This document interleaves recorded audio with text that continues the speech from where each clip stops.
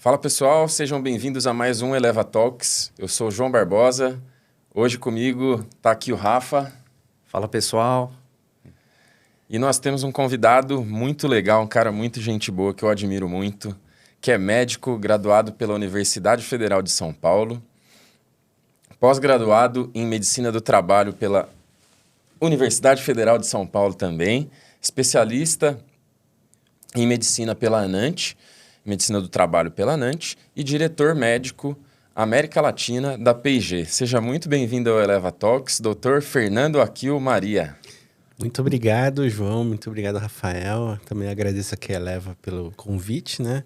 Estou muito honrado. Espero que seja um grande bate-papo, que a gente saia aqui melhores do que como estamos entrando também, né? Então, legal, doutor. É uma satisfação nossa aí poder te receber para esse papo. A honra é minha. Isso aí, uma baita de uma satisfação. A gente que é fã do seu trabalho, eu já pude acompanhar você algumas vezes aí fazendo apresentações brilhantes, né? Mostrando muitos resultados do trabalho que você faz. Acho que tem tudo a ver você participar aqui do podcast com a gente. Afinal de contas, a gente é uma empresa que busca trazer o cuidado para as pessoas, para os ambientes, mas sempre buscando resultado também. Então, nada melhor do que trazer você para cá. Obrigado. Né? E receber uma aula, né? O papo já estava bom antes da gente começar aqui a gravação. Mas vamos lá. A pergunta inicial, né? A gente abre aqui para você contar um pouquinho da sua história. Né? Até para que todo mundo te conheça, aos que ainda não conhecem, né? E poder inspirar um pouquinho aí também a turma que está vindo, né, da medicina do trabalho e de outras profissões também que estão pensando em atuar no mundo da saúde do trabalhador. Então, doutor, o microfone é todo seu. Conta um pouquinho aí de como tudo começou. Boa. Então, quando me formei, né, na medicina pela Unifesp, que na minha época nem chamava Unifesp, chamava Escola Paulista de Medicina, um amigo meu, ele estava saindo de uma clínica de assessoria e eu estava fazendo gastroclínica na época, né? E aí ele falou assim, não quer ir lá atender no meu lugar, né? Conhecer também, né? Eu falei, eu vou, né? Vou lá, recém-formado, não sei muito como é que é o mercado, né? E eu fui atender. E aí no final do dia, o pessoal da clínica veio falar comigo, né? Você não gostaria de fazer medicina do trabalho? Porque a gente está com o nosso médico atual, ele está para se aposentar e o pessoal gostou de você, né? Tudo. Foi uma conversa bacana, mas naquela época medicina do trabalho nem era especialidade, né? E eu não sabia direito o que era. Porque atendia as pessoas, mas assim, tá ok. É que eu tô avaliando a aptidão das pessoas, né? Que me instruíram, mas... E aí, o que é mais além disso, né? Então, eu fui atrás, né? E aí eu conheci a professora Liz Esther Rocha, na época, lá na Universidade de São Paulo, na USP. E aí ela me mostrou, né, que a medicina do trabalho, ele não é somente você fazer exame de aptidão, mas você tem a oportunidade de pegar as pessoas no ambiente de trabalho e ajudar essas pessoas a se manterem saudáveis no trabalho, serem mais produtivas. Então, mostrou uma medicina que a gente não aprende na graduação, né? Porque o médico na graduação é treinado a tratar doenças, né? E ela estava mostrando o outro lado, né? Como é que você evita que as pessoas adoeçam, né? Então, foi bem bacana.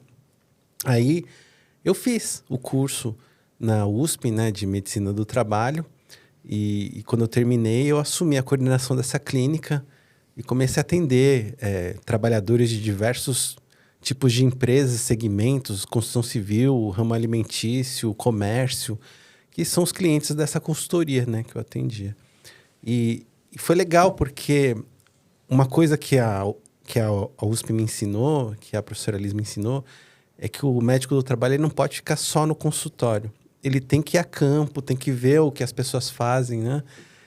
E aí eu fiz isso, né, nessa clínica. Apesar de não ser minha função, porque teoricamente, quer dizer, era minha função, mas a clínica não era comum para eles da clínica que o médico fosse a campo, que fosse conhecer. Mas eu falei, olha, eu aprendi que eu preciso ir, né? Então, eu comecei a visitar os clientes dessa clínica. E foi até uma coisa diferente para os funcionários, dos trabalhadores, para os próprios donos das empresas, né? Então, e todo mundo aprendeu junto. Eles aprenderam, eu aprendi também, né? Então, foi uma coisa bacana. E E o início de carreira foi assim, né? Conhecendo vários segmentos, fazendo atendimento, montando os programas de controle médico e saúde ocupacional, né? E depois, na sequência, eu recebi um convite para trabalhar numa cooperativa, né? Que é a Central Nacional Unimed, né? E aí mudou totalmente, porque aí eu já estava indo, não como consultor, mas eu estava indo trabalhar dentro de uma empresa, né? Então, para mim, foi uma experiência nova e, naquela época, estava saindo uma nova legislação, que é a NR32, que falava sobre estabelecimentos de saúde. Então, para mim, foi uma coisa muito bacana conhecer como é que eu faço o cuidado de saúde com trabalhadores desse segmento de saúde, né? E aí fui seguindo outras empresas na sequência, né? Acho que foi assim que eu comecei, né? Assumindo uma clínica de assessoria, mas depois já indo para dentro das empresas mesmo, né? Até uma curiosidade, né, João? Que a gente tem visto cada vez mais profissionais referências que foram escolhidos pela medicina do trabalho. Não foram eles que escolheram, né? Isso é legal falar porque, como eu falei, na medicina do trabalho não era especialidade. Ela virou especialidade em 2002, né? Uhum. E eu fiz o curso antes de 2002. Então, era um segmento da preventiva, na verdade, né? E por causa disso, muitos dos meus colegas nem sabiam o que é medicina do trabalho. Eles falaram assim, o que é isso que você está fazendo? Eu falei, olha, é uma coisa nova, mas eu tenho certeza que vai virar especialidade, né? E virou em 2002, virou uma especialidade. E hoje em dia as empresas estão procurando profissionais para assumirem, né, essa função de gestão, de trabalho, de cuidado do trabalhador aí, né? Então, Que é fundamental, né, doutor? Se a gente pega a população trabalhadora do Brasil, economicamente ativa, né? Nós estamos falando de um percentil enorme da população que precisa ser cuidado por profissionais da saúde e ter médicos do trabalho à frente aí, né, das empresas. Então, até um ponto, né, que a gente tem falado bastante para todas as profissões da saúde do trabalhador, né? Elas não são as mais sedutoras inicialmente, talvez até porque a gente não tenha nos cursos de formação, nas graduações, né, tanta capacitação das pessoas para mostrar para os estudantes, para os graduandos ali, que essa área existe, que é uma área muito legal e que o propósito é muito bonito. Eu queria chegar nessa questão do propósito aí, né, de como enxergar. E que tem muita demanda, e essa demanda a gente enxerga que ela está crescente, que ela não vai parar de crescer tão cedo, né? Então, acho que é um pouco do que a gente pode fazer aqui, né, pelas nossas profissões da saúde em geral, é falar para a turma, tem mercado, tem oportunidade para vocês na saúde do trabalhador. E aí, encaixando, né, como que ficou o propósito aí, né, da saída da faculdade, a entrada na medicina do trabalho, te fez refletir um pouco sobre? Sim, porque quando eu terminei a graduação e estava fazendo gastroclínica, a gente, como eu falei, né, o médico ele é treinado para tratar doentes, né? Não a fazer a prevenção, né? E quando eu fui apresentado para a medicina do trabalho, era o contrário. Eu pego pessoas sadias, né? E eu tenho que mantê-las sadias, né? Trabalhando, né? E isso ganha todo mundo, né? Se o médico do trabalho consegue esse objetivo de manter as pessoas sãs, né? O trabalhador ganha porque ele se sente melhor, né? Ele dificilmente adoece. E a empresa também ganha, né? Porque a produtividade aumenta, né? Porque vocês sabem que os custos que as empresas têm, tem o absenteísmo, tem aí o custo do plano de saúde, né? Tudo isso aí gera muito prejuízo, né? Então, o papel do médico do trabalho é relevante de justamente ajudar as pessoas a se manterem sadias e, por consequência, o absenteísmo vai cair, né? E o custo, os outros custos, né? Plano de saúde, os tributos previdenciários, esses aí vão cair também, né? Então, é bom, né? Doutor, aproveitando, né, esse gancho que você falou do desafio e da missão de manter as pessoas sãs, teve em alguma das empresas, algumas das experiências que você passou, que você chegou e o cenário era, né, de pessoas, trabalhadores no nível de adoecimento alto e você conseguiu mudar essa história? Teve alguma que você gostaria de trazer? Olha, eu vou falar que 90% dos médicos que assumem alguma empresa vão encontrar esse cenário de de trabalhadores afastados, muitos trabalhadores afastados, muita doença na empresa, né?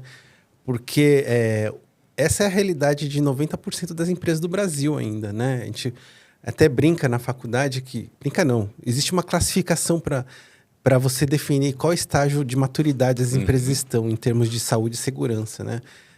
Foi um estudo que foi feito no Canadá, né? Um estudo... na verdade, nem era de medicina do trabalho. Ele um professor Woodson, do Canadá, ele fez escreveu um artigo falando assim, estágio de maturidade em segurança na aviação, né?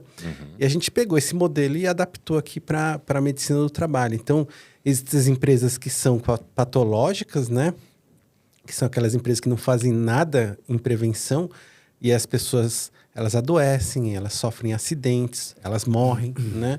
Infelizmente, no Brasil ainda existem muitas empresas nesse estágio patológico. Existem as empresas reativas, que são aquelas que só fazem alguma coisa depois que tem um acidente, depois que alguém morre, né?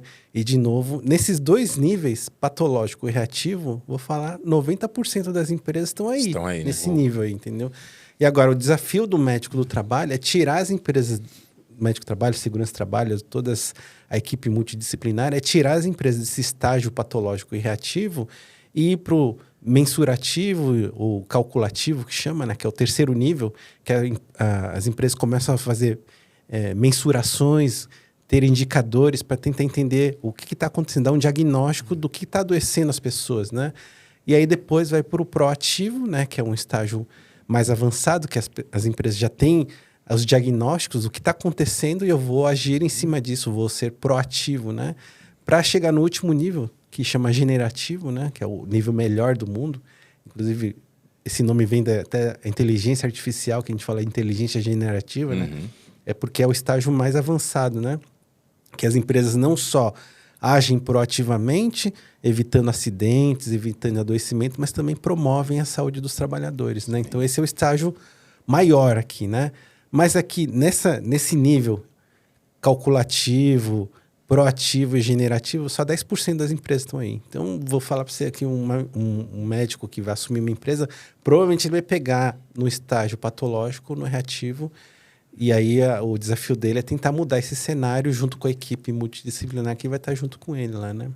E dentro dessas transformações, então, que você participou, tem alguma, assim, que você guarda todas no coração, as empresas que assim, eu passei, quem quiser saber as empresas que eu trabalhei, é só entrar no meu LinkedIn lá que você vai ver todas as empresas que eu estive, né? Todas foram experiências muito boas, né? De transformação também, né?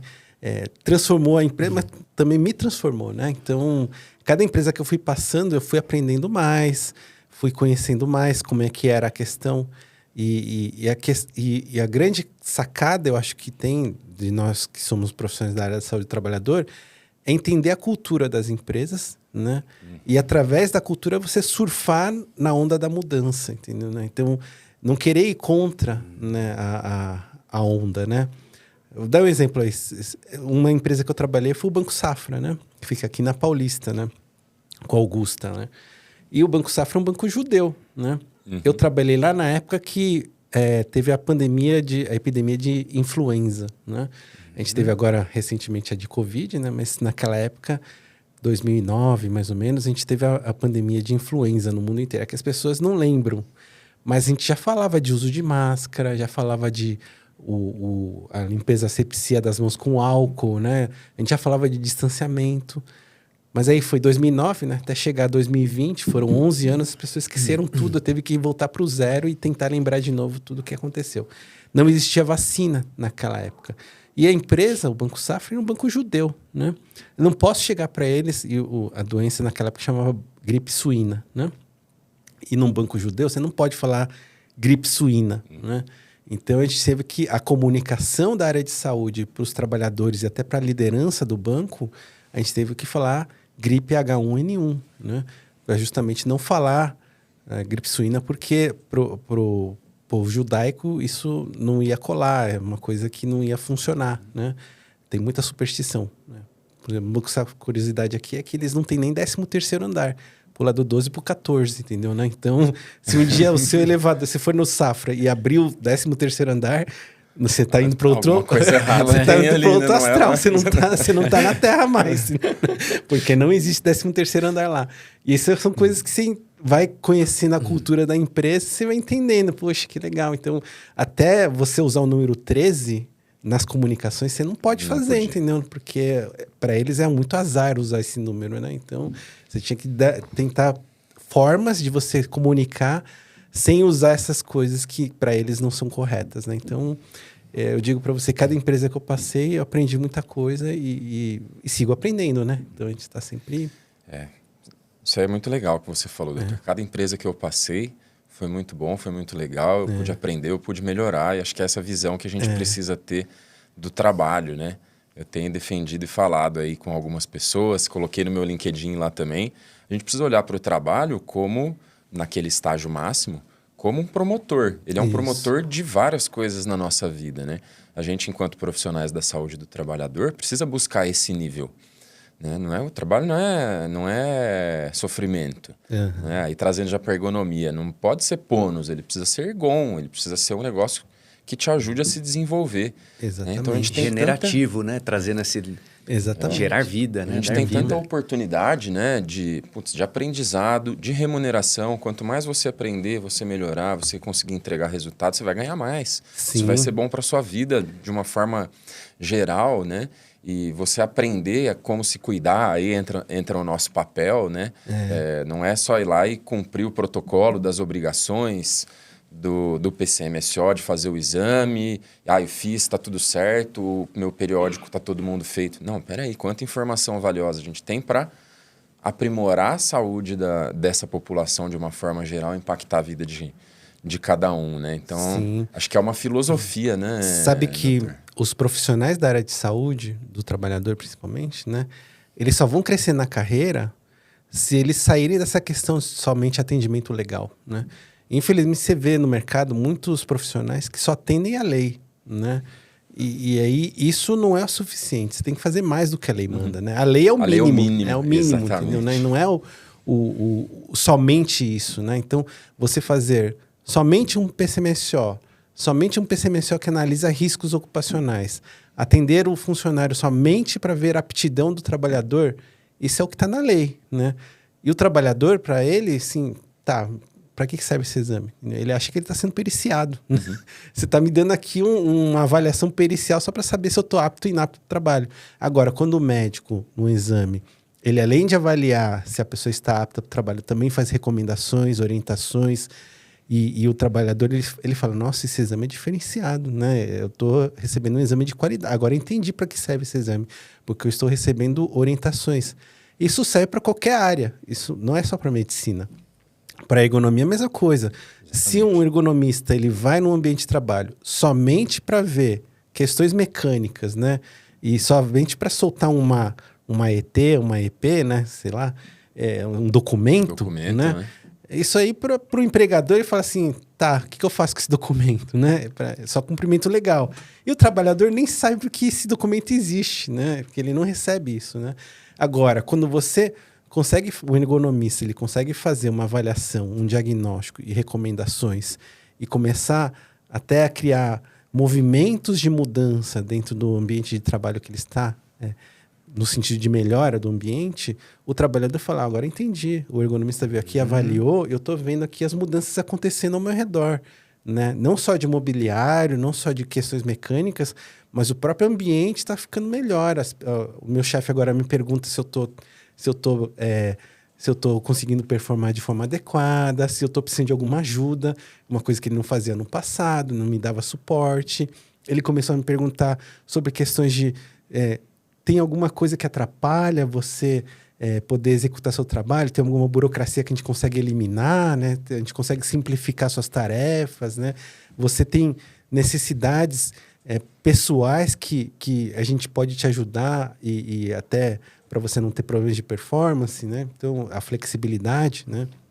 E até a questão de reconhecer, né? Dar parabéns, né? Sim. Então, a gente fala que ergonomia também, reconhecimento é um item de ergonomia, né? Então, você dá parabéns pelos méritos, né? Porque a pessoa ela começa a se sentir bem no ambiente que está trabalhando, né?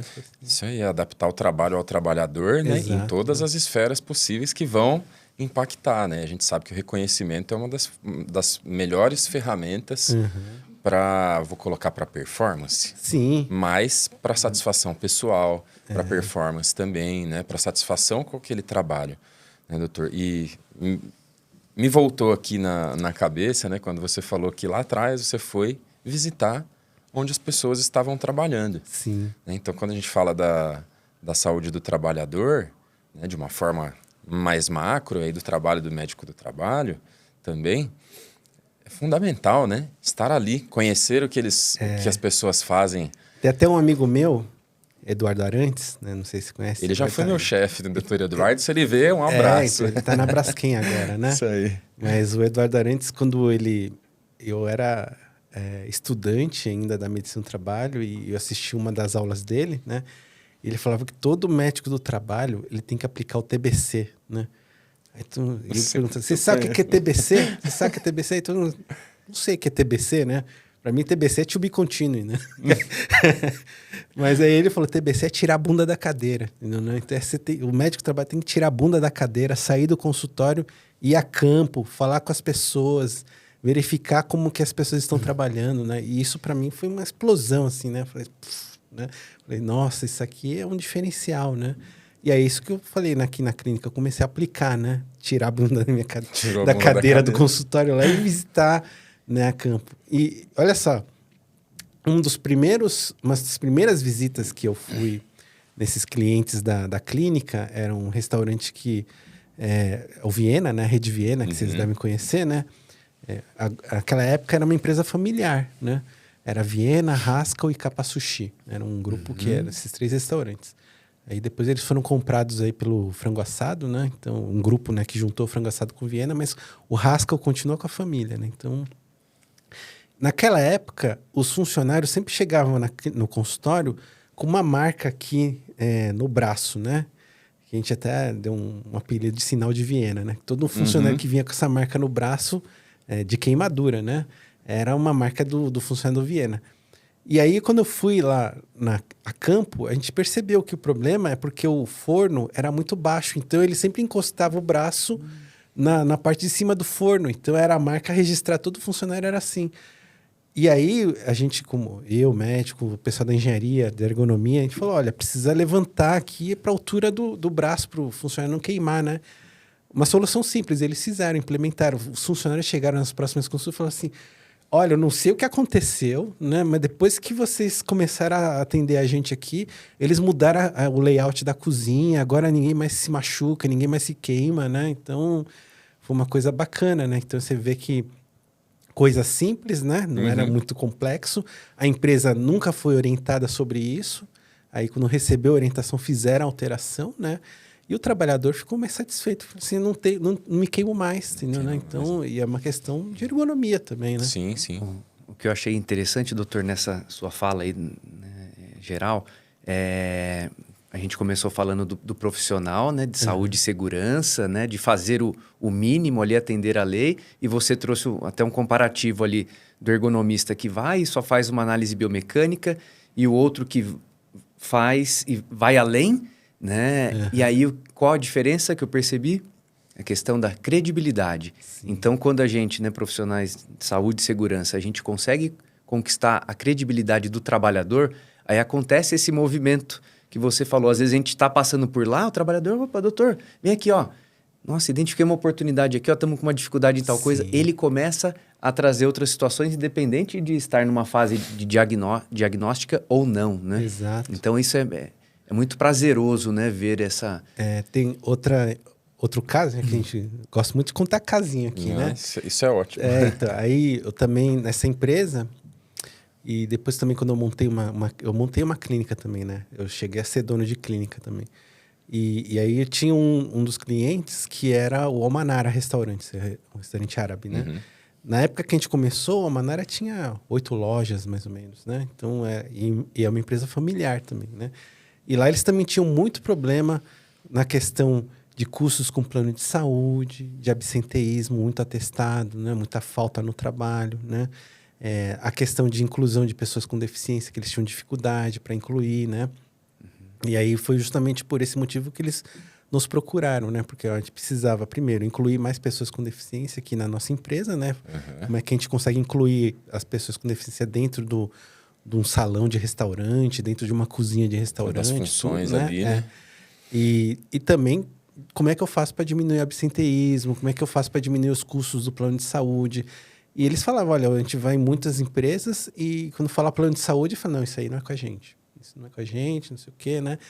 Naquela época era uma novidade, né? Cuidar de plano de saúde. Aí eu falei, não, vamos estudar a sua população, vamos conversar. E eu ia a campo, né? Todo sábado e domingo. Foi uma época que eu acho que eu não tinha fim de semana, porque a gente trabalhava de domingo a domingo, né? Sábado e domingo visitando as lojas, né, do restaurante para entender como é que estava a questão de trabalho, conversando com os trabalhadores, né? E aí eles nos relatando o que estava acontecendo. Então, a gente conseguiu melhorar diversas questões. A gente viu que um dos motivos do custo do plano de saúde era a obesidade, né? As pessoas estavam sedentárias, estavam com muito problema de obesidade, aí faziam cirurgia bariátrica, gerava um custo para um restaurante. Uma cirurgia bariátrica é pesado, né? Porque o sinistro cai pesado no plano de saúde. A gente falou, olha, para melhorar isso aí, precisa melhorar a alimentação, incentivar as pessoas a fazer prática de atividade física, né?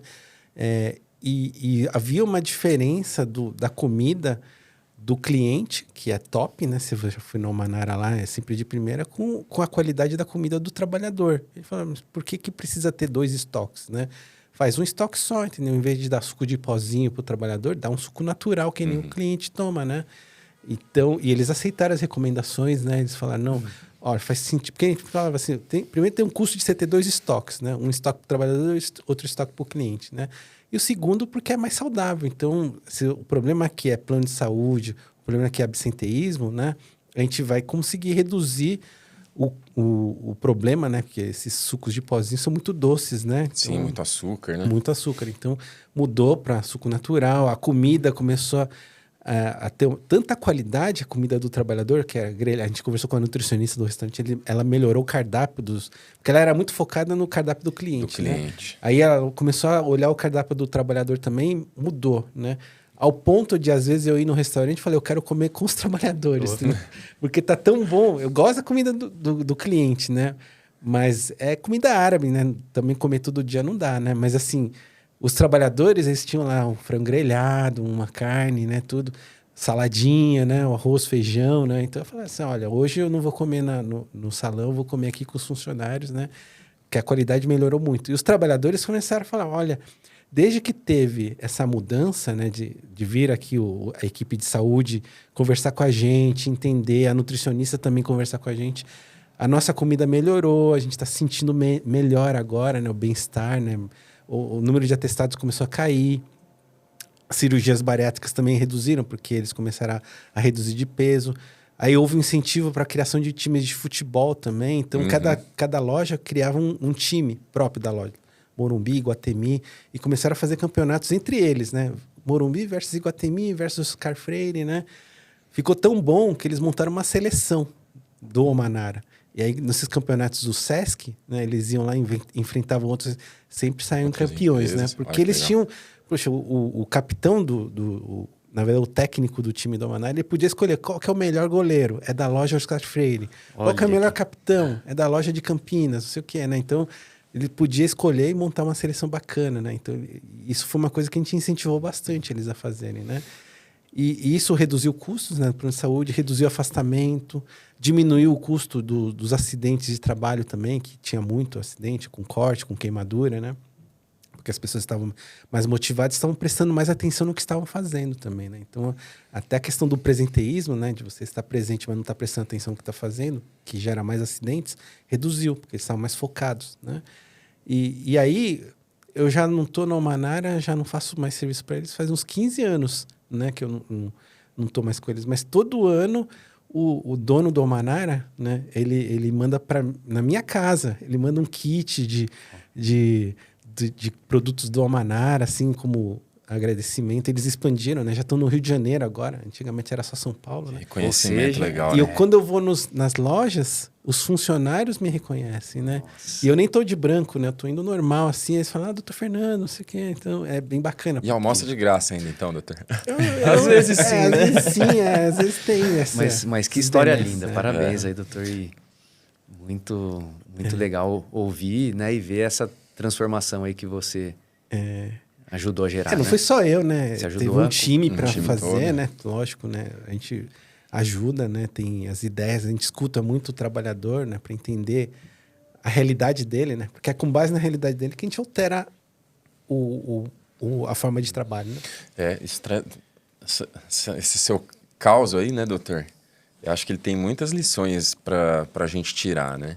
Então, a primeira que a gente já falou, de ir lá no ambiente de trabalho, mas essa visão do profissional da saúde do trabalhador de uma forma geral, que a gente precisa ter uma visão muito ampla e entender do que está acontecendo de uma forma geral, porque tudo vai influenciar. Sim. Né? Desde da questão da marca lá, né? Sim. Da marca, então do tipo da comida, você poder gerar uma reflexão nas pessoas que estão ali fazendo o planejamento de compras da empresa, o setor ali de almoxarifado, que você tem 2 estoques, você pode juntar os dois. Complexidade, né? Diminuir a Sim. complexidade. Você sabe que uma coisa que eu aprendi no Manara também é que se vocês forem no Manara, o cardápio ele é sempre o mesmo, tá? Dificilmente muda lá as coisas, né? Uhum. Mas é muito por conta do estoque mesmo, né? Porque quando você tem um cardápio gigantesco, você tem que fazer um estoque muito grande. E se as coisas não têm rotatividade, Perdas, os produtos eles apodrecem, né?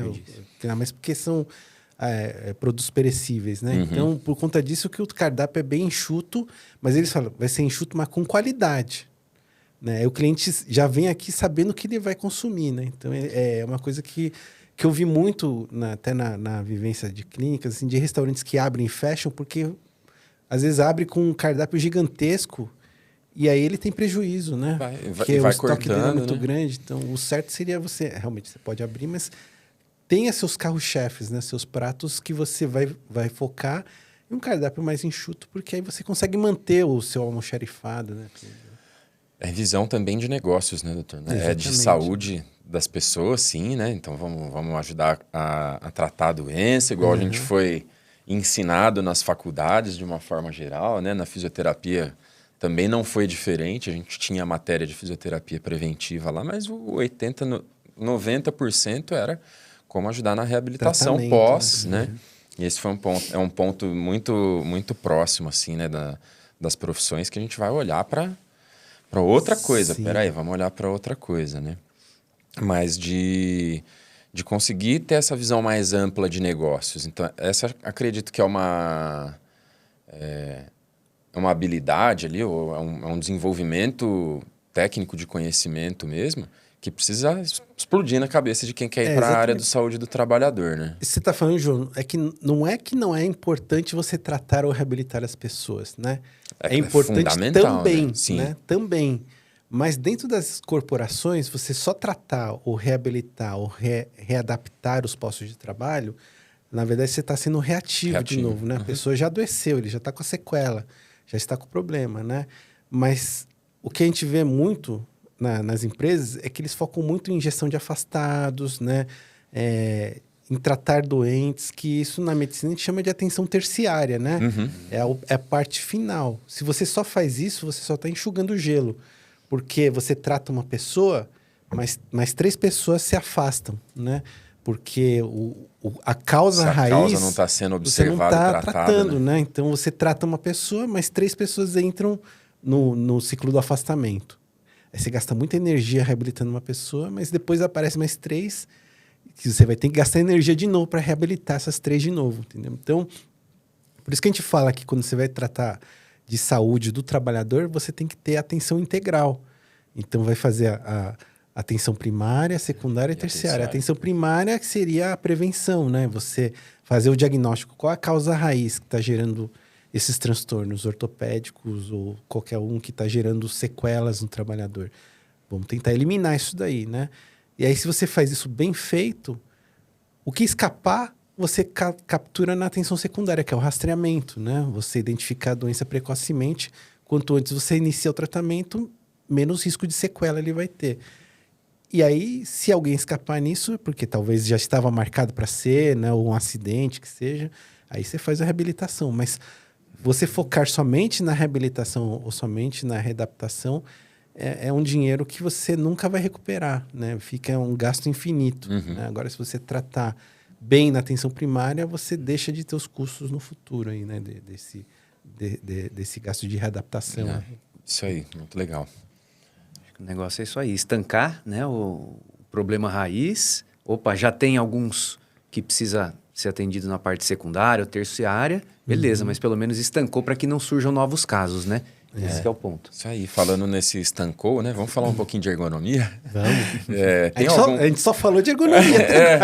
Mas tem algum desses casos, desses causos aí, doutor, que você pode trazer para a gente, que foi alguma força-tarefa grande de ergonomia, que você teve algum resultado... vamos falar... Você falou de umas coisas bem legais, vamos falar de uma dificuldade. De repente, uma dificuldade de conseguir um investimento para desenvolver um trabalho mais robusto de ergonomia, que aí a gente sabe que, dependendo do tipo de problema, vai demandar bastante investimento, né? Sim. E que aí no final deu tudo certo? Boa. Também tem os casos errados também, tá? Mas... Não, vamos falar do certo. Mas assim, tem... a empresa que eu estou atualmente, que é a P&G, né? Que é uma indústria de bens de consumo, né? Nós temos uma fábrica em Louveira, né? Interior de São Paulo. E essa fábrica, ela faz Pampers, né? Que é a fralda, faz o Always com absorvente. Naquela época, né? Eles estavam focados mais nesses dois produtos, na fábrica de Louveira. E era muito movimento repetitivo lá na fábrica. Eles tinham que fazer a dobradura da fralda, a dobradura do absorvente de forma manual, mecânica, né? E por conta disso, a quantidade de pessoas que se afastavam por transtornos ortopédicos estava cada vez mais aumentando, porque era muito movimento repetitivo, né? Você fazer dobradura, né? Isso estava gerando um incremento no FAP, né? Vocês veem aí que tem o tributo previdenciário que muita empresa não enxerga, né? Mas o que a gente viu é que, de fato, eles estavam com tantos afastados que, comparando com outras empresas que fazem a mesma coisa, estava acima da média, né? O número de afastados. Então, a gente estava pagando um tributo maior. A gente já paga, dobra o tributo lá, exatamente. Dependendo, né? Se for a gente já estava pagando 3% da folha de pagamento, né? Que é o seguro assistente de trabalho, né? E aí, com o incremento do FAP, isso já ficava em 5 vezes... Né? Então, ficava 5% da folha de pagamento, assim, né? Calculando lá. Os 3 foi para 5, né? Em vez de pagar quase 3%, dobrou. Quase dobrou. Foi para 5% da folha de pagamento. Fora outras causas, né? Porque além do tributo que você paga, a pessoa que se afasta, você tem que repor, né? Então, tem lá, rotatividade, né? O efeito dominó. Né? Exatamente. Você tem que repor o trabalhador, tem que capacitar um trabalhador. A gente tem os cálculos lá de que cada trabalhador que você contrata demora 30% a 40% do valor dele no ano para ele ter a produtividade de uma pessoa que já está lá fazendo as coisas, porque você tem que capacitar até a curva de aprendizado, né? Então, demora 40% da remuneração que você paga para ele chegar na forma adequada de trabalhar, né? Plena produtividade ali, né? Exatamente. Então, isso aí é mais um incremento de custo, né? E a gente falou, olha... existem maneiras aí de diminuir isso que para reduzir a questão da ergonomia aqui, do problema de ergonomia, que seria a automação, né? Então, a gente conversou com os trabalhadores, conversamos com o sindicato, né? Porque todo mundo enxerga que automatizar é mandar embora pessoas, né? Você vai colocar robô e demite pessoas. Então, a gente fez um acordo com o sindicato, né? Para que a gente... que não é bem um TAC, né? Mas foi um acordo com o sindicato falando assim, ó, a gente não vai demitir ninguém, né? A gente vai fazer a automação e depois o que a gente vai fazer é o seguinte, as pessoas que estão afastadas, que estão no INSS, que vão retornar ao trabalho, a gente vai capacitar essas pessoas para serem operadores de máquina, né? Que eles faziam lá o trabalho de dobradura manual, né? Então eles vão ser Eles eram operadores... auxiliares ali, né? Exatamente, vai fazer a manutenção dos robôs, né? E quem já está trabalhando vai também vai ser operador de máquina, né? Então vai mudar, em vez de você fazer a dobradura manual, você vira um operador. E foi isso que aconteceu. A gente conseguiu automatizar a fábrica junto com o time de engenharia, né? Engenharia de segurança, engenharia de produção. O espaço que tinha para fazer essa operação era muito grande, porque tinha várias pessoas para fazer dobradura. Mas com os robôs, isso diminuiu o espaço, porque virou uma linha de produção, né? Você começa com a matéria-prima, vai virando a fralda, né? O próprio robô dobra as fraldas, já empacota, manda para o caminhão, esse né? processo eu conheço bem, viu, doutor? Das fraldas e isso que eu ia falar, um parênteses aí bem no... que eu trabalhei bastante tempo começou. E ainda é nosso cliente, né? Um concorrente aí da PG, Kimberly Clark, que sim. a gente conhece bastante esse processo. E você tá falando aí, eu tô vendo acontecer. Você trouxe um exemplo, legal. sem combinar, é um exemplo que exatamente. Então bem a gente vivo foi aí, nesse né, caminho. E aí, a linha de produção tomou menos espaço. Então a gente conseguiu, em vez de ter só uma esteira, a gente tem agora várias esteiras de produção de fralda, absorventes, né? E aí, a quantidade de pessoas, quando começou esse processo, a gente tinha 400 funcionários em Louveira, né? Hoje, Louveira tem 1.200 funcionários. Então, a gente não demitiu ninguém. Na verdade, as pessoas que estavam... A gente até aumentou por quê? Além de aumentar as linhas de produção, Louveira absorveu outros produtos. Então, agora a Louveira faz Ariel, que é sabão, faz o Downy, que é o amaciante, faz o Vic, faz o Metamucil. Tem o Centro de Inovação da América Latina, foi para Louveira, era na Venezuela, né? A Venezuela entrou em crise, vocês sabem, né? Então, a gente trouxe o Centro de Inovação, que é... Centro de Inovação, para quem não sabe, é um lugar onde tem um monte de cientista maluco lá, né? Eles estão sempre pesquisando o que o mercado está pedindo, né? As mulheres odeiam lavar roupa, passar roupa, né? Ninguém gosta de passar roupa. Mas será que tem um produto que você pode passar e a roupa... Um spray que você passa e a roupa fica lisa? Já tem, entendeu? Né? O Centro de Inovação já está pesquisando isso, né? Então, tem várias questões que eles estão sempre inovando. Então, a gente trouxe esse Centro de Inovação da Venezuela para o Brasil. E até quando a gente trouxe o Centro de Inovação, a gente não trouxe só o Centro de Inovação, a gente trouxe os funcionários da Venezuela para o Brasil e as famílias desses funcionários venezuelanos, a gente trouxe todo mundo para o Brasil. Eles estão lá, Jundiaí, Campinas, a gente tem lá um público que era da P&G Venezuela e agora estão aqui no Brasil, né? Saíram da crise que estava lá na Venezuela. Morando num lugar morando no Brasil, muito bom, né? Naquela região. Exatamente. Aí o que aconteceu? A gente aumentou a gama de produtos, a produtividade das fraldas aumentou, né? Porque quando era dobradura manual demorava muito, então você tinha que ter várias linhas de produção. Agora um robô faz isso em segundos, né? Então faz a dobradura, a fralda e a dobradura e manda para o caminhão muita velocidade. Então meio que quadruplicou a produtividade de fraldas na planta, né?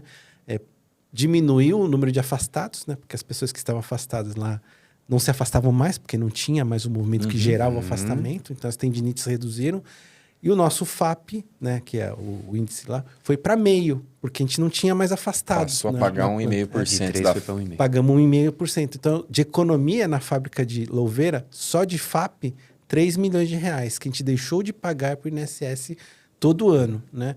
Esses 3 milhões, a planta pode fazer investimento em novos negócios, novos produtos, que foi o que eles fizeram. Então, tá sobrando aqui esses 3 milhões, então vamos trazer novos produtos para a fábrica, vamos agregar novas tecnologias. E isso que aconteceu. Então, de 400 funcionários, foi para 1.200. Os funcionários que eram manual, né, trabalho manual, como eles são capacitados a operar robôs, a remuneração deles aumentou também. Né? Então, eles ficaram especializados agora. Eles fazem manutenção dos robôs, né? Então... E uma mensagem que a empresa acaba passando para os trabalhadores é o quê? A unidade que é eficiente, ela vai receber mais investimento. Exatamente. Né? Então, não fiquem com medo, né? Se vocês trabalharem bem, a gente vai continuar investindo, né? O exemplo do 400 para 1.200. Virou exemplo para o mundo, né? Na P&G, assim, todo a P&G do mundo inteiro que faz fralda, eles sempre querem conhecer Louveira, ver como é que funciona, entendeu? Então, vem gente do mundo inteiro, né, para conhecer a fábrica de Louveira, que virou um benchmarking até dentro da P&G. Né? Um modelo de mudança. Que assim, case legal, né? Que sucesso de verdade, né, doutor? Quando a gente olha assim, essa redução? Você só falou do número do FAP, né? Eu fico imaginando o que mas não veio o plano junto de saúde, aí, o que não veio junto reduziu aí afastamentos, né? de retorno para a empresa, né? E de aquilo lá do estágio mais alto, da promoção ali, do promover, né? Do generativo. Então, as pessoas foram promovidas a um novo cargo, tiveram novas oportunidades, né? Deixaram de adoecer. Todo mundo ganha, né? Todo ganha mundo ganha. O trabalhador, porque ele tem menos lesão. Ganhou ele também em remuneração, porque foi promovido, em vez de ser manual, agora ele é operador de máquina, né? Então ele tem uma especialização, né? Ele sabe operar máquinas, né? Ganhou a empresa em produtividade, né? A empresa também ganha por causa de prestígio, né? As pessoas têm orgulho de pertencer, falam isso para todo mundo. Usam lá um símbolo de coração para a louveira, né? Como amo trabalhar aqui, né? E a empresa também tem como chama lá, prestígio perante o consumidor também, né? Então, tem um nome isso agora, escapou o nome. Responsabilidade social, algo do tipo? Não é responsabilidade, assim, como o cliente, o consumidor enxerga a empresa, sabe? Então, sim. A visão que ele tem da empresa é uma visão admiração diferente, da marca. Isso, ali. exatamente, né? Então, agora o nome não lembro, mas depois que você lembrar eu falo. É o prestígio aí, né? Tipo um prestígio, colocar como né? prestígio da marca, né? Então ganha todo mundo. E a gente também, né? Então lá o que acontece? A nossa equipe de saúde conseguiu ser ampliada também, né? A gente fez um ambulatório. Antigamente o ambulatório era bem pequenininho, agora é um ambulatório grande lá, né? O espaço da área de saúde aumentou bastante, né? Então, por quê? Esses investimentos que o dinheiro que sobra a gente investe em outras. E aí, como a área de saúde é uma área que agora, ainda mais com mais trabalhos, então precisa ter um espaço bem maior. A credibilidade que vocês conquistaram. Exato, né? Trouxe retorno também para a equipe, né? De saúde e segurança. Isso aí, a credibilidade é questão da cultura, né? A gente tem ouvido falar bastante da questão cultural. Quando a gente está lá perto do trabalhador, está buscando levar melhorias para o trabalho dele, atendendo ele muito bem, orientando, aí eu vou colocar junto aqui também o pessoal da segurança do trabalho. Não ter aquela visão punitiva, e sim aquela visão colaborativa, de entender. Você muda um aspecto cultural da empresa de uma tal forma, né, do trabalhador ter confiança nas pessoas da saúde e segurança do trabalho, que começa a gerar uma bola de neve do bem ali, né, doutor? Que ele se sente mais acolhido ali e seguro para poder falar. E quem entende do trabalho é quem está executando o trabalho. A palavra né? que eu queria lembrar é reputação. Reputação. A reputação da empresa fica melhor. Reputação. Aliás, já que vocês falaram da Kimberly Clark, então um abraço para a Bruna aí, que deve ser Isso aí, um abração para a doutora Bruna, nossa parceirona lá. A gente conversa, né? Nós somos concorrentes em negócio, mas na área de saúde não tem concorrência. Não né? tem, né? A doutora Bruna também participou do Eleva Talks, que foi nota 10 também. Legal. Doutor, vamos dar um passinho agora para um mundo não ideal, tá? Só para a gente buscar, eventualmente, contribuir para quem está começando na área ou para quem está pegando um desafio daqueles dos 90% das empresas que estão no começo. Por onde você começaria? Mas indicadores mais críticos, assim, que eu acho que é legal trazer para o pessoal, né? E aí, qual que é o... Assim, vou te falar, todas as empresas que eu passei, elas estavam nesses estágios aí que eu falei, iniciais, né? A própria empresa que eu estou, até contando um pouco da história de como que eu entrei na P&G, né? Eu não estava procurando emprego, não, na verdade, né? Porque eu estava com a minha consultoria, estava tranquilo. Tava legal. Mas aí o diretor médico, na época da P&G, o Dr. Jorge Morales, né? Ele fica no México, né? E ele é o professor René Mendes do Brasil. É a mesma coisa. Ele é autor de livros lá no México, é professor também. Então, ele é tão conhecido no México como o professor René Mendes é conhecido aqui no Brasil, né? Ele era o diretor médico na América Latina para a P&G. Ele falou, olha, eu preciso no Brasil de um gerente médico para fazer as coisas acontecerem, né? E, infelizmente, eu estou tendo que sair do México para o Brasil, né? Para resolver as coisas, porque aqui no Brasil não existia o cargo de gerente médico, né? Não existia. Então... era tudo terceirizado, porque era somente cumprimento legal. Então, vou fazer lá o atestado médico, né? Os exames periódicos, era só isso, a área médica, né? E é o que o Dr. Jorge Morales falava, isso aí só não basta. Só seguir a lei não é o suficiente, a gente precisa melhorar esses números. Olha só quantos afastados vocês têm aí no Brasil. Olha só o custo do plano de saúde aí no Brasil, como é que tá, entendeu? Então, preciso de uma pessoa que traga as diretrizes de saúde da P&G para instalar no Brasil, né? E aí ele chegou pro professor René Mendes, né? E perguntou, você conhece algum médico que tem esse perfil, né? E aí o professor passou várias indicações lá pro Dr. Jorge Morales, né? E ele passou pro RH do Brasil, e aí o RH entrevistou vários, eu fui selecionado. O professor René Mendes me ligou, falou assim, olha, tem uma empresa americana que está querendo fazer um trabalho sério, né? Eu sei que você já está aí na consultoria, mas será que você não queria dar uma chance aí, né? Então, eu fui avaliar, lá na... né? Fui lá na P&G para escutar a proposta, né? Nossa, eu achei tão desafiador, né? Assim, nossa, porque o RH falava assim, olha, a gente precisa de um médico que consiga fazer as coisas andarem aqui, né? Então, eles perguntavam assim, o que você sabe sobre promoção da saúde? O que você sabe sobre cuidados com plano de saúde, né? Saúde suplementar? O que você sabe sobre gestão de afastamentos, né? E aí eles acabaram me selecionando. E aí, a primeira coisa que eu fiz foi ver como é que estava a situação até de atendimento legal, né? E eu vi que os exames periódicos estavam todos vencidos, né? Então, de novo, como eu falei, 90% das empresas que nós, como profissionais de saúde, a gente pega, eles estão nos estágios mais abaixo, né? Eles não estão corretos. Você tem que mudar isso, né? Então, eu comecei fazendo os exames e, através dos exames, comecei a fazer os diagnósticos, né? Então, um exame de qualidade, não é um exame só para fazer ASO, né? Com indicadores. Então, a gente perguntava estilo de vida, né? Que eu ia complementar, né? Conta um pouquinho da oportunidade, né? Que é a anamnese, no caso. O exame, né? Então, um exame bem feito, você vai coletar não só os aspectos dos riscos ocupacionais, né? E como é que ele está atuando no trabalho, mas a gente também está avaliando como é que é o estilo de vida da pessoa, se existem algumas oportunidades que a gente pode orientar o trabalhador. E aí, conforme eu fui conseguindo atingir os 100% de exames periódicos, a gente formou uma base de dados, né? Que a gente conseguiu fazer uma estatística das doenças mais prevalentes, né? Dos estilos de vida mais incorretos, né? Das queixas de trabalho mais frequentes dos trabalhadores, né? Então, acho que o primeiro indicador que você tem que fazer quando você está iniciando um trabalho é entender a realidade da sua população, né? Quais são as doenças mais prevalentes que tem, né? Quais são os riscos de estilo de vida mais prevalentes que precisam ser mudados, né? E quais são as reclamações de trabalho das pessoas também, né? Então, como é que é o trabalho das pessoas? Depois disso, você vai para os atestados também, né? E tentar estudar os atestados para ver quais são as maiores causas de entregas de atestados também, né? Então, esse foi o primeiro cruzamento que eu fiz, de atestados versus saúde ocupacional. Aí, depois, eu me apoderei do plano de saúde também, né? Então, eu comecei a estudar o plano de saúde e entender quais eram as maiores utilizações, né? Causas, né? É obstetrícia, é ortopedia, é saúde mental. Então, a gente foi vendo lá quais eram as maiores causas. E começamos a cruzar, né?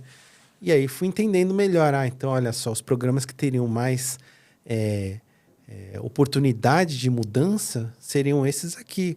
No início, atividade física, né? Uma coisa que tinha em todas as unidades, fábricas e escritório, era a ginástica laboral, né? Mas ninguém fazia. Eu vi o professor circulando no escritório, circulando nas fábricas, e ele chamava, gente, vamos lá fazer ginástica laboral, papapá. E aí o que eu vi assim, por que a gente tem ginástica laboral, entendeu, né? Porque na área da saúde do trabalhador, eu vou falar que existem modinhas, né, que acontecem, né? Então, e essas modinhas, se elas não forem usadas de forma estratégica, elas viram só modinhas, né? Uhum. Vamos sair um pouquinho da área da saúde, só para falar um pouquinho de outros exemplos. Vocês devem ter passado a época do florzinho iogurte, da paleta mexicana, né? Dos temacs, né?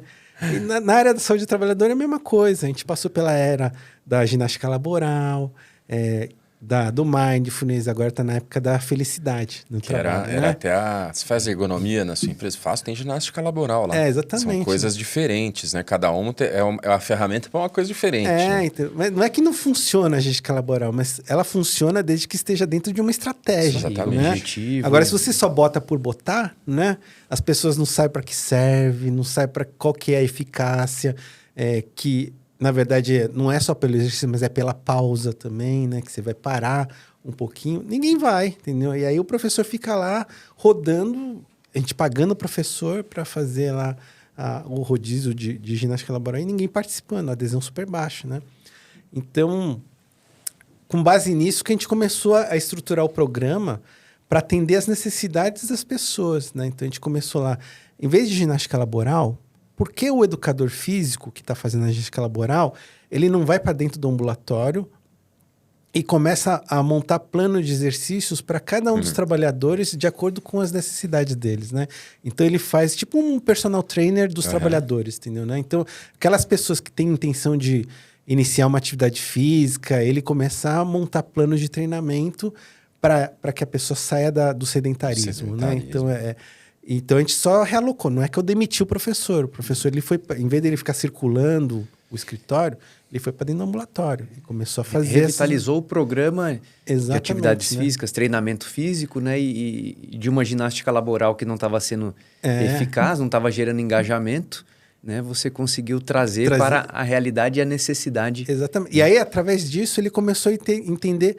Poxa, olha só, as pessoas estão querendo fazer mais futebol.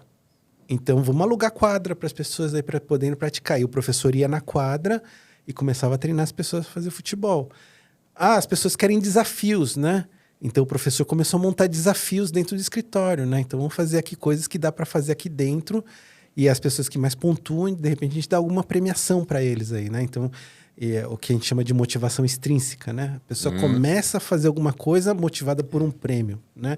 E aí, o que a gente falava assim, nosso desafio é iniciar pela motivação extrínseca, porque a pessoa vai entrar, vai se inscrever no desafio, porque ele quer ganhar esse relógio polar, ele quer ganhar essa Alexa aí, digamos assim, né?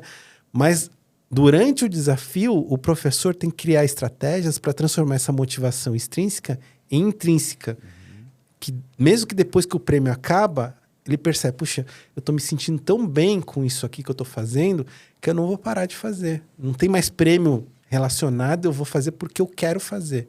É a motivação intrínseca. Então, é isso que a gente trabalha tanto na atividade física, tanto na alimentação saudável, tanto na saúde mental, né?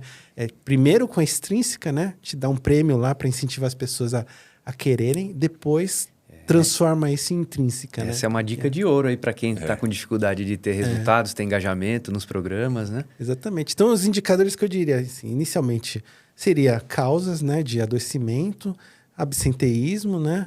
Aí, se você tiver acesso ao contador da empresa, ou mesmo à área de contabilidade ou tributária da empresa, pega o FAP também, né? O FAP é um número super importante. Vou dizer que 100% das empresas que eu trabalhei não via o FAP. Olha, né? Agora, o FAP ele é um indicador primordial. Em todas as empresas que eu passei, eles começaram a considerar o FAP como um indicador de qualidade também, né? Em termos de saúde e segurança. Porque o FAP fica menor quando tem menos acidente, menos afastamento. Ele é um tributo por performance, Exatamente. Vamos colocar assim, Então, né? Que indica mesmo a... Então, o FAP também é outro lugar que eu acho que as pessoas deveriam dar mais atenção aí, né? Então, e é por gravidade, custo, o que mais, doutor? Que acho que vale a pena explicar um gravidade, pouquinho. Custo e frequência, né? São os 3 indicadores que tem dentro do FAP, né? Quanto mais acidente, maior a frequência, o FAP vai aumentar. Quanto mais onera, né? o INSS, né? Mais quanto mais custo, né? Que é os benefícios que são concedidos, né? Isso aumenta o custo, o indicador de custo vai lá para cima, o FAP aumenta também. E quanto mais grave o acidente, sendo que a morte é o pior, né? Mais fica o tributo também, maior fica o tributo, né? Então, para diminuir o FAP, tem que diminuir a gravidade, tem que diminuir o custo, né? Que seria a licença, o afastamento, e tem que diminuir a frequência, né? Então... E sempre existe esse comparativo entre as empresas de mesmo segmento, né? Então, olha que legal, né? A concorrência... Então, por isso que eu estou falando. converso muito com a Bruna, né? Porque é o meu segmento, né? Então, a gente tá num... Porque, assim, uma coisa é eu ser melhor que os concorrentes, assim, né? Então, porque a gente tá no meu segmento. Mas tem uma outra coisa que as pessoas não veem, que as pessoas da área de saúde e segurança, e mesmo os RHs não veem, é que tem acima do FAP, tem o seguro acidente de trabalho, né? E a gente paga 3% da folha, né, desse seguro. O único jeito da gente diminuir o seguro acidente de trabalho de 3% para 2% ou para 1% é se o segmento como um todo diminuir os acidentes. Uma performance boa. Então, por isso que eu falo assim, o que eu faço, eu não guardo para mim. Eu tenho que divulgar para que os meus concorrentes façam também. Porque eu quero que a Kimberly-Clark melhore. Eu quero que a Johnson & Johnson melhore. Eu quero que a Unilever melhore. E não só eles, os pequenos, os médios também, que também estão no mesmo balaio lá, né? Então, que o segmento seja reconhecido tem que cuidar bem, né? E preservar. O segmento tem que diminuir os acidentes, o segmento tem que diminuir os afastamentos, porque aí o segmento ganha também. Então, em vez de pagar o tributo em 3% da folha, vai pagar 2%, depois vai pagar 1%, né? Então, não é só o meu FAP que interessa. O meu FAP é bom para mim, né? Mas eu quero que os outros também diminuam, porque aí o segmento como um todo vai melhorar também. Então, é isso, né? Uma visão muito legal, né? A gente falou um pouquinho andou para trás, né? Vamos andar um pouquinho para frente, doutor? Eu sei que você está à frente de cursos, é professor em diversos cursos de pós-graduação, né? E tudo mais. Qual é a fonte, né, de conhecimento que você busca?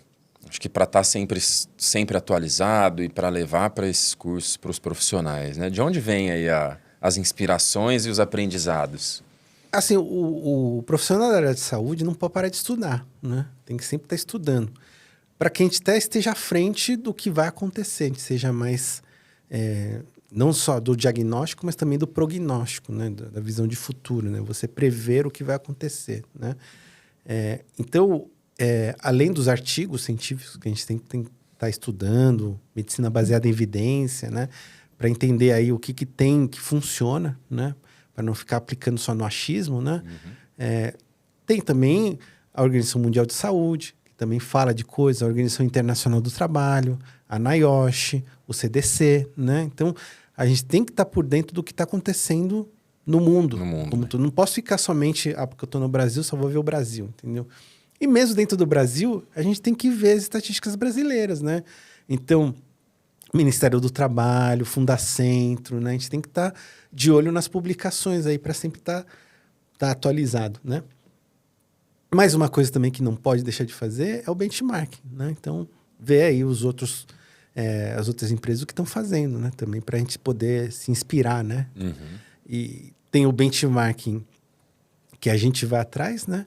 Mas também tem o reverso, né? Que a gente também abre para as pessoas conhecerem o que a gente faz também, né? Então, de novo, em saúde, em segurança, nós não somos concorrentes, né? Na verdade, quanto mais profissionais da saúde e da segurança fizerem coisas de qualidade, melhor ganha.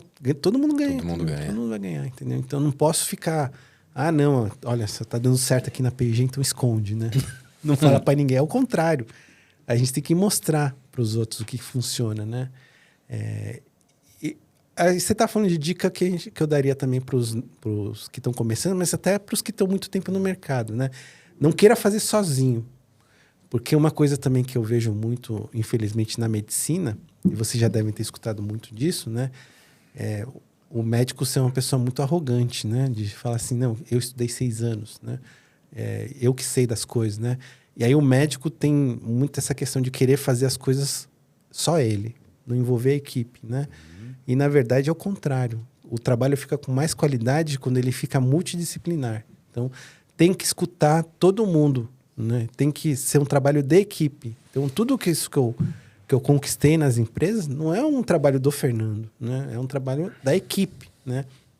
Então, todo mundo ganha, né? Todo mundo aprende junto, né? E aquele médico que acha que faz tudo sozinho, na verdade, ele não consegue, ele só apanha, né? Ele não vai conseguir progredir, nem fazer as coisas saírem do papel, porque, primeiro, as pessoas não vão... Porque ele acha que ele é muito arrogante, né? Não vão seguir o que ele está fazendo, né? O que ele está falando, né? E aí, quando tem essa consciência do profissional da saúde do trabalhador de que ele tem que fazer um trabalho em equipe, até as outras áreas começam a se envolver mais. Entendeu? Então, e essa é uma questão que o profissional da saúde do trabalho tem que fazer. Ele tem que sair do nicho da área dele, achar que ele só cuida de saúde e segurança e fica lá no departamento dele e não conversa com mais ninguém, mas ele tem que conversar com os diversos segmentos para fazer com que a área de saúde e segurança esteja envolvido no negócio. Uma articulação ali. Exatamente. Ele tem que fazer parte da engrenagem, né? Então, é por isso que nós, como profissionais da área do saúde do trabalhador, a gente tem que ter muita empatia, bom relacionamento, para você poder ter trabalhos integrados com as áreas, né? As áreas de negócio, mas também com a liderança, com a CIPA. Eu falo de CIPA porque quando eu falo CIPA, tem muito profissional que dá aquele arrepio na espinha, assim, não, cipeiro é nosso inimigo. Não, cipeiro é aliado, né? Porque, é como eu falei, assim, eu tô aqui com vocês agora, né?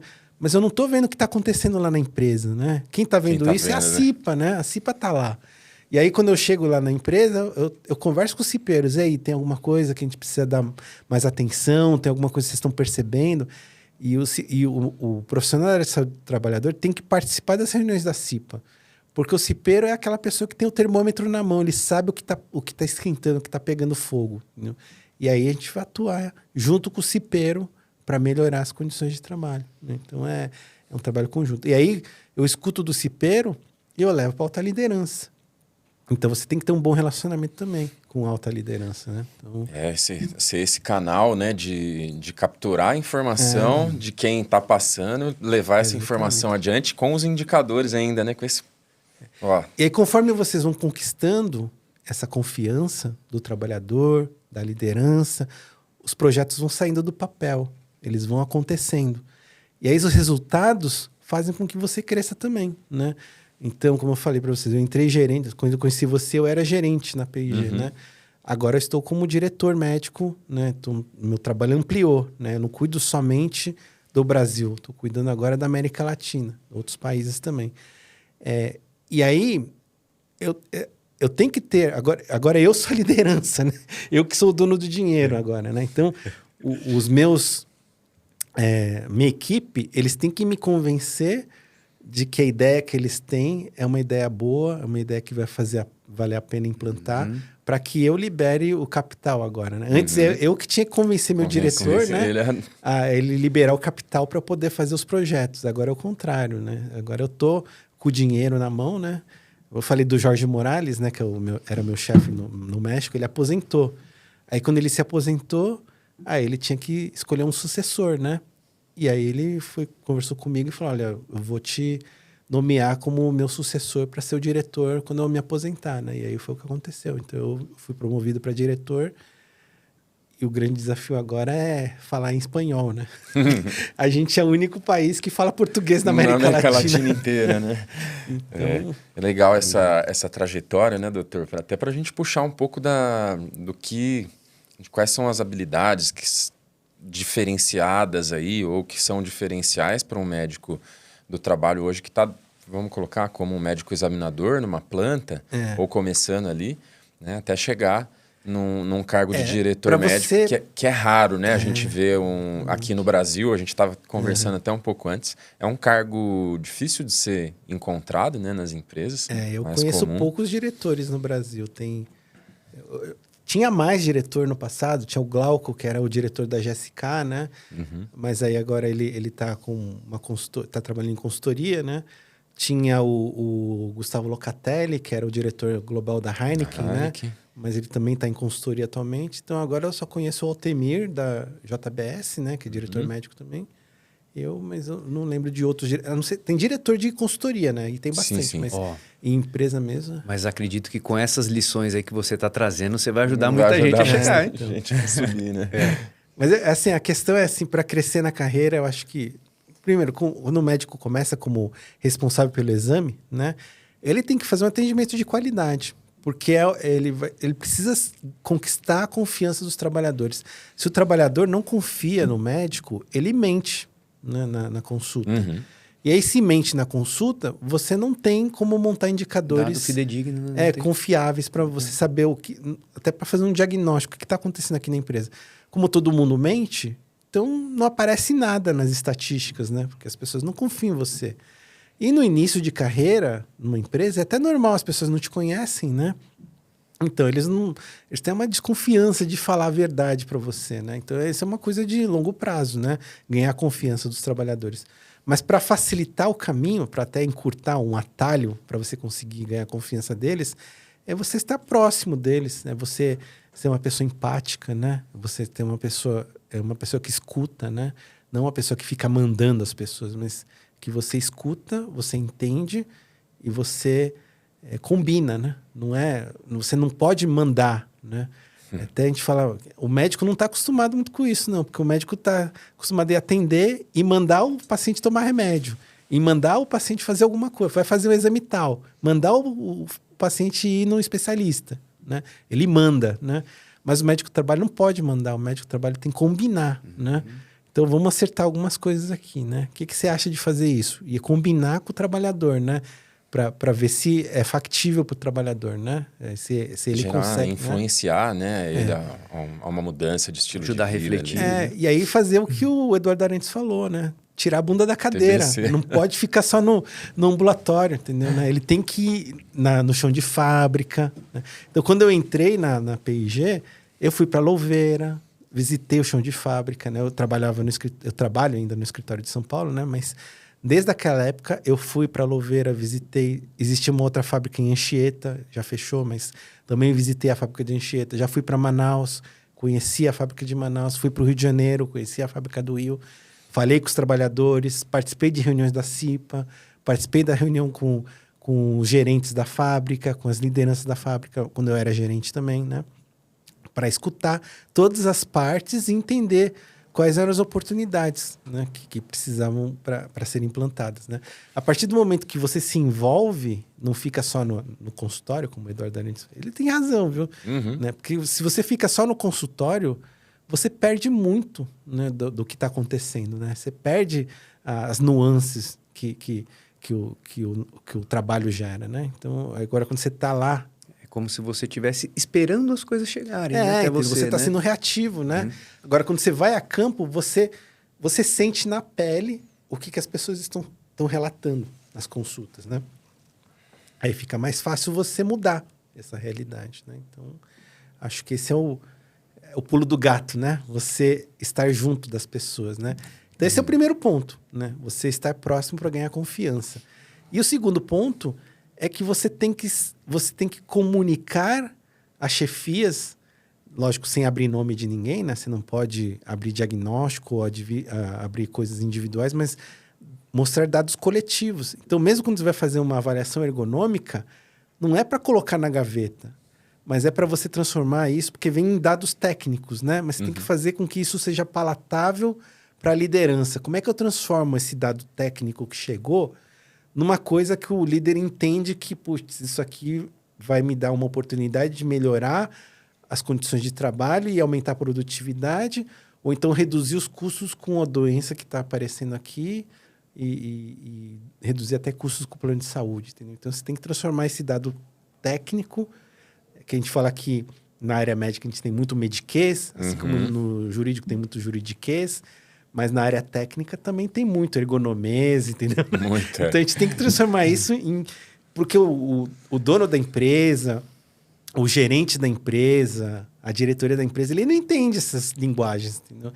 Então, você tem que transformar isso em linguagem de negócio, entendeu? Então, como que isso aí, para ele, você viu aí que tem esses riscos, esses postos de alto risco. E aí, né?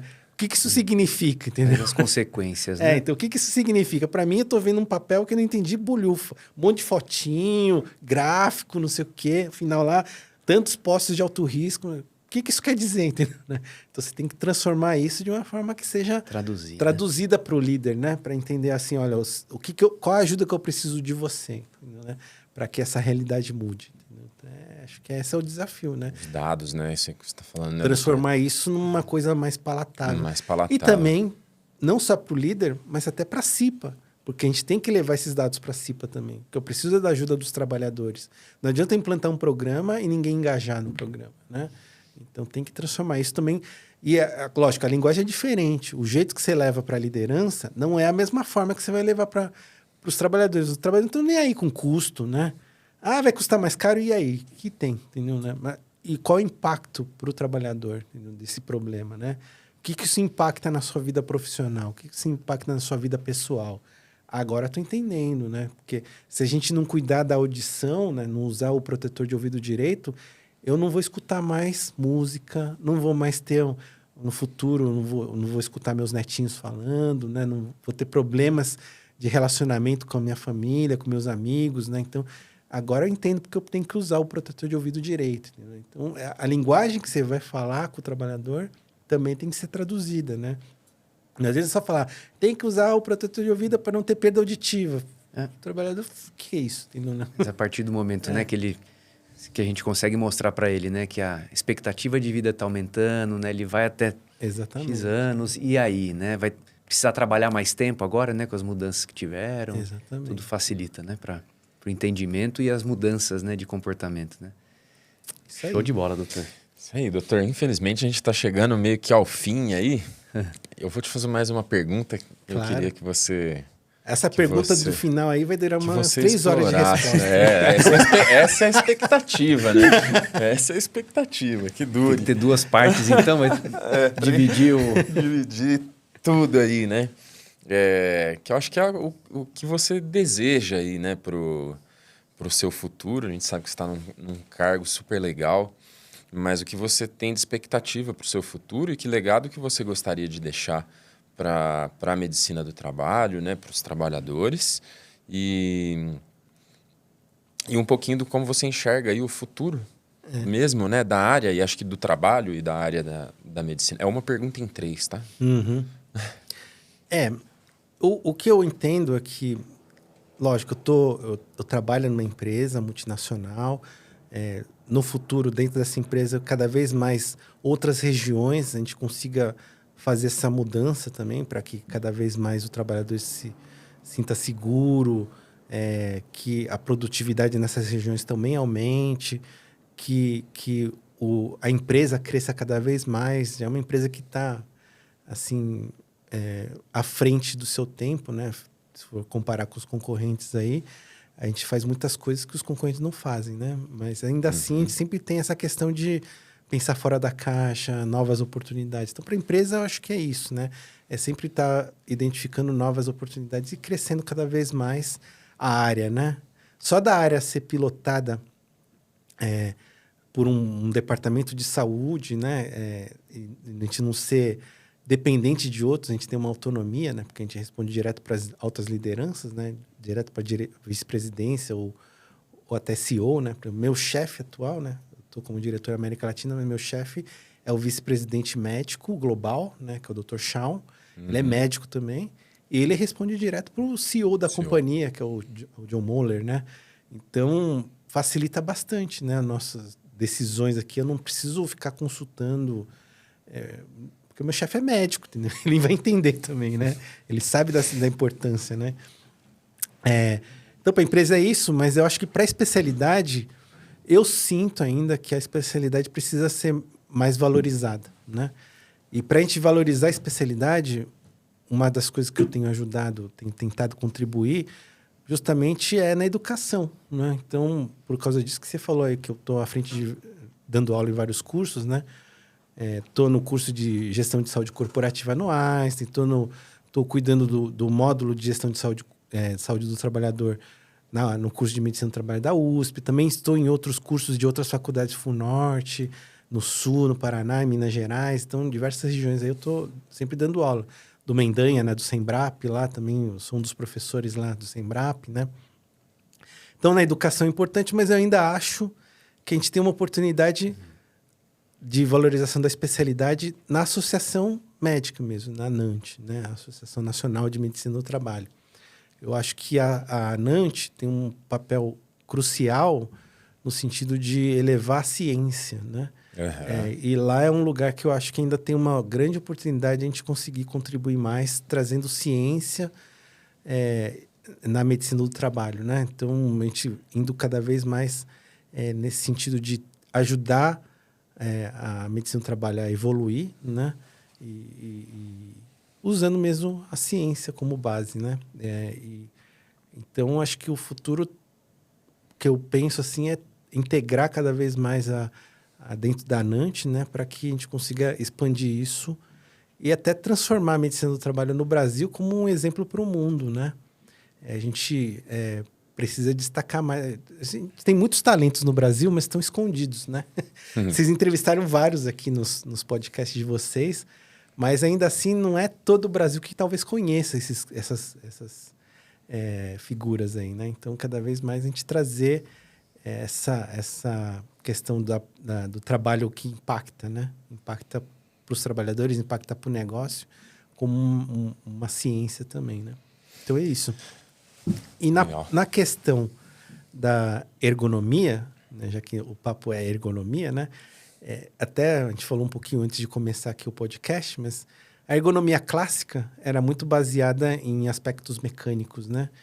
E a gente sabe que isso é importante, óbvio, né? Cuidar dos aspectos mecânicos, porque as tendinopatias, as Lerdorts, né? Eram as doenças que mais impactavam as empresas no passado, né? Mas a gente já falou aí, a OMS está falando que 2030 os transtornos mentais vão ser a primeira causa de incapacidade, né? Só que 2030 é daqui 6 anos, né? Sim. Nós estamos em 2024. E aí a gente está falando de uma coisa mais global, né? Exatamente. Existem diversas empresas que já aconteceu isso, já aconteceu. Tem muita empresa que já tem um problema de transtorno mental nesse momento, né? E isso é uma questão de ergonomia também, né? Porque o que gera o transtorno mental relacionado ao trabalho? O que gera o burnout, que é uma doença relacionada ao trabalho, é uma síndrome relacionada ao trabalho? É justamente a organização do trabalho inadequada, né? E aí, o que é ergonomia? Ergonomia é você se sentir confortável no seu trabalho, né? Então, um dos itens que até sexta passada, né? Não sei quando que vai ao ar esse podcast aqui, né? Mas sexta passada foi dia 3 de agosto, se eu não me engano, né?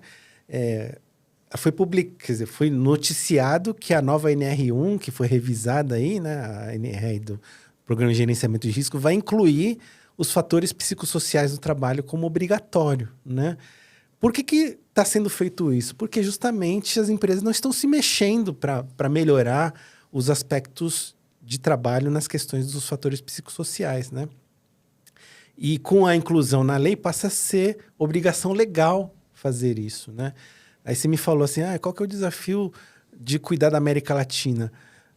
No México, por exemplo, transtornos mentais ou avaliação de fatores psicossociais do trabalho já é uma questão de obrigação legal lá no México, né? Então, já existe implantação de questionários obrigatórios nos exames ocupacionais para avaliação de fatores psicossociais. Aqui no Brasil ainda não é obrigatório. Tem muita empresa que já faz porque já está se antecipando, porque 2030 está aí, né? Mas 95% das empresas não estão fazendo nada, só estão esperando chegar 2030 para ver se é verdade. Será que vai mesmo acontecer, entendeu? E aí, depois que acontece, a empresa reage, né? Que é o que a gente falou no início da nossa conversa. Reage ao problema que surgiu. Mas as empresas que querem crescer mais, ou os profissionais de saúde do trabalhador que querem crescer mais, são aqueles que implantam as ações antes do problema aparecer, né? O exemplo do Covid. As empresas que se prepararam ao Covid antes da doença chegar no Brasil, porque o negócio da Covid estava falando, no final de 2019, estava falando, na China tem uma doença potencial de expandir para o mundo, mas chegou no Brasil em março de 2020, né? As empresas que escutaram que acontecia uma coisa na China em 2019 e começaram a se preparar, quando chegou março de 2020, já tinha máscara, já tinha álcool em gel estocado, não teve problema de parar o negócio, porque o negócio andou, porque estavam protegidos. E com saúde mental é a mesma coisa. Então, o que a gente tem que fazer em ergonomia é avaliar os fatores psicossociais do trabalho antes que até que a lei saia, entendeu? Porque a lei vai sair, aí vai virar mandatório, é obrigatório fazer. Mas antes disso, é começar a entender como é que eu faço a avaliação dos fatores psicossociais. E isso é ergonomia, porque basicamente, existem várias ferramentas, tá? Mas o que a gente usa na PIG são duas, de Karasek, né? O questionário de Karasek, que vê demanda e controle, né? Que fala assim, quanto mais demanda no trabalho, mais risco de estresse ou mais risco de desenvolver um transtorno mental. Então, a empresa tem que dar controle para os trabalhadores. Se não tiver o controle, né? Então, o que é controle dos trabalhadores? É dar autonomia para as pessoas, dar flexibilidade para as pessoas, dar mais suporte para os trabalhadores, né? Então, E dar controle é eliminar burocracias, por exemplo, para que a pessoa tenha mais poder de decisão. É envolver os trabalhadores nas decisões de trabalho, né? É simplificar as ações, né? Então, remoção de burocracia, praticamente.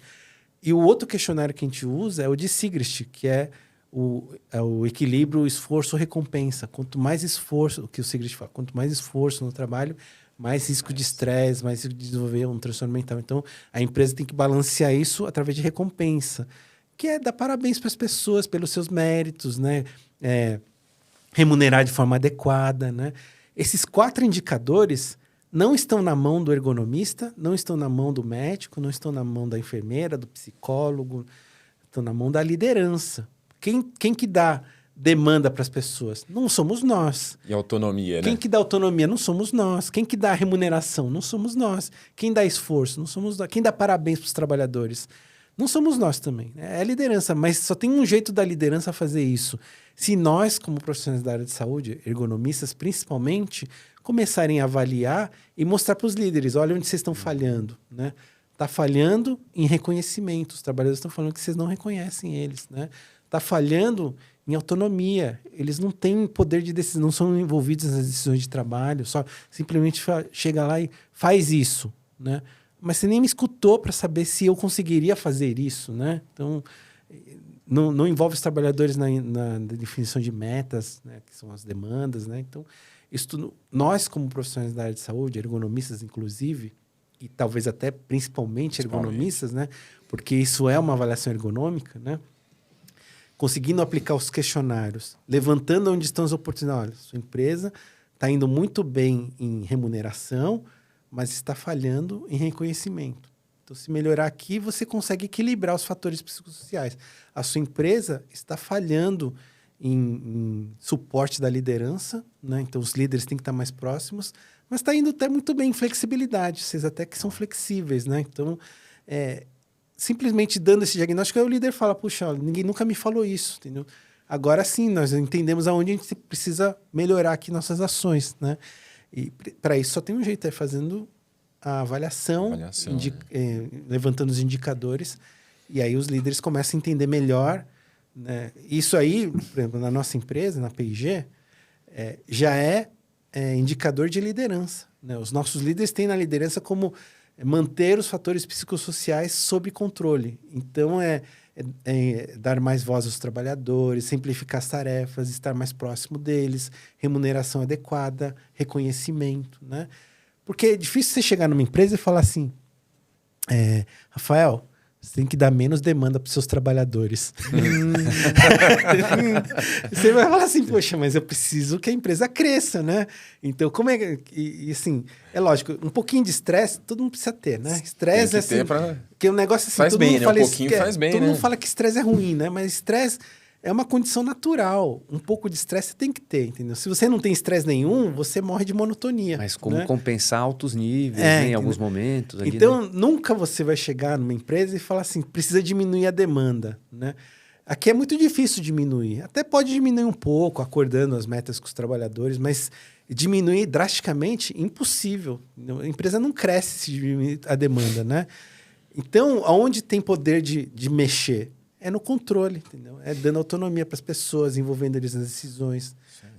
Melhorando a forma do trabalho, né? As Exatamente. ferramentas, a forma de trabalhar, a comunicação. Acho que são diversos fatores aí, né, doutor, que vão... Fatores organizacionais, cognitivos, da própria ferramenta, né? Vamos colocar um exemplo básico, né? O cara tem uma demanda altíssima, mas o notebook dele fica engasgando a todo momento, né? Exatamente. A gente já passou por milhares de avaliações de trabalhadores, né? E teve uma clássica que era um negócio assim, o cara tinha uma demanda de analisar uma planilha enorme e o notebook que ele ganhou da empresa tinha 13 polegadas a tela. E ele não tinha uma segunda tela, né? Você fala, a demanda visual cognitiva que ele tem, né? E a ferramenta de trabalho não é a mais adequada. Vamos dar uma telona para ele? Vamos. Exatamente. Então, o que eu espero do futuro, né? Eu espero para a empresa que cresça, né? Óbvio, né? Que todo mundo ganha quando a empresa cresce, né? eu espero que para os trabalhadores, que cada vez que a gente implante essas ações, que o trabalhador enxerga ganhos para ele também, né? E que ele valorize a nossa especialidade, né? Cada vez mais ele enxergue que a saúde do trabalhador, a área de saúde do trabalhador é uma área que está para ajudar ele, né? Então, para você fazer com que o trabalhador tenha essa visão, ele tem que sentir os impactos da mudança, ele tem que sentir os benefícios que estão acontecendo com ele, né? Então, para isso só tem um jeito no Brasil como um todo, é reduzir os afastamentos, a doença, os acidentes, né? Isso tudo demanda muito esforço de todo mundo aqui, de todos, né? né? Nós, né? E como ciência, né?